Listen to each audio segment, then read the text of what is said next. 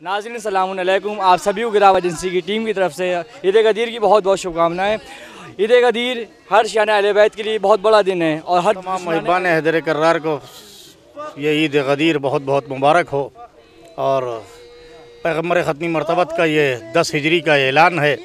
کہ جو آخری حج پہ واپسی کے بعد پیغمبر نے مقام خم پر جب یہ آیت اتری ہے یا ایھا الرسول بلغ ما انزل الیک من ربک وَإِن لَمْ تَفْعَلْ فَمَا بَلَّغْتَ رِسَالَتَهُ وَاللَّهُ يَعْصِمُكَ مِنَ النَّاسِ، یہ آیت جب اتری ہے تو اس وقت پیغمبر نے تمام لوگوں کو جو ہے وہ اسی مقام پر ٹھہرایا، جو آگے رہ گئے تھے چلے گئے تھے ان کو پیچھے پلٹایا، جو پیچھے رہ گئے تھے ان کا انتظار کیا گیا۔ تاریخ کا یہ ایک عظیم ترین واقعہ ہے، اس کو کوئی جھٹلا نہیں سکتا۔ سورہ مائدہ کی یہ آیت ہے اور یہ بہت عظیم اعلان ہے تاریخ کا، لیکن کیا کہیے کہ دنیا نے عداوت علی ابن ابی طالب میں اس اہم ترین اعلان کو رسالت مآب کے پس پشت ڈال دیا،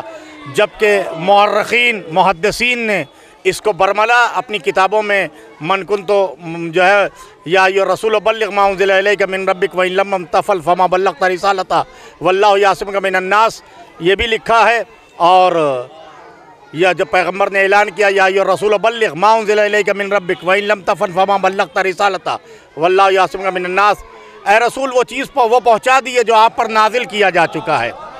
اگر آپ نے یہ نہیں پہنچایا تو کار رسالت میں کچھ انجام نہیں دیا۔ تو آپ سوچئے کہ اتنا اہم اعلان ہے کہ خالق کہہ رہا ہے کہ اے رسول اس کو پہنچائیے، اور کھلے ہوئے آسمان پر تپتی ہوئی دھوپ میں سن 10 ہجری میں غدیر کے میدان میں پیغمبر نے 1,40,000 کے مجمع میں یہ اعلان لوگوں تک پہنچایا، اور یہ کہا کہ حاضرین غائبین تک اس پیغام کو پہنچاتے رہیں۔ اسی لیے ہم سب فریضہ سمجھتے ہیں، ہم پر واجب ہے کہ یوم عید غدیر کو زیادہ سے زیادہ جوش و خروش سے منائیں، اور لوگوں کے سامنے حدیث رسول کہ من کنت مولا فہذا علی مولا، جس کا میں مولا اس کے یہ علی مولا ہے، یہ حدیث غدیر ہے، اور اس سلسلے کو لوگوں تک پہنچاتے رہیں۔ دیکھیے یہ بچے، یہ نوجوان، یہ بوڑھے، یہ خواتین، یہ تمام لوگ اس عظیم جلوس میں شامل ہوئے ہیں ممتاز علی صاحب کے، اور اس طریقے سے میسج دینا چاہتے ہیں کہ ساری دنیا یہ جان لے کہ جتنا بھی لوگ مٹانا چاہیں غدیر کو کوئی نہیں مٹا سکتا۔ دنیا جتنا بھی کوشش کر لے، نام اہل بیت ہمیشہ اجاگر رہے گا، اور اسی طریقے سے ساری دنیا میں غدیر منائی جاتی ہے۔ ہم ساری دنیا، سارے عالم اسلام کو، ساری دنیا کے محبان علی کو اس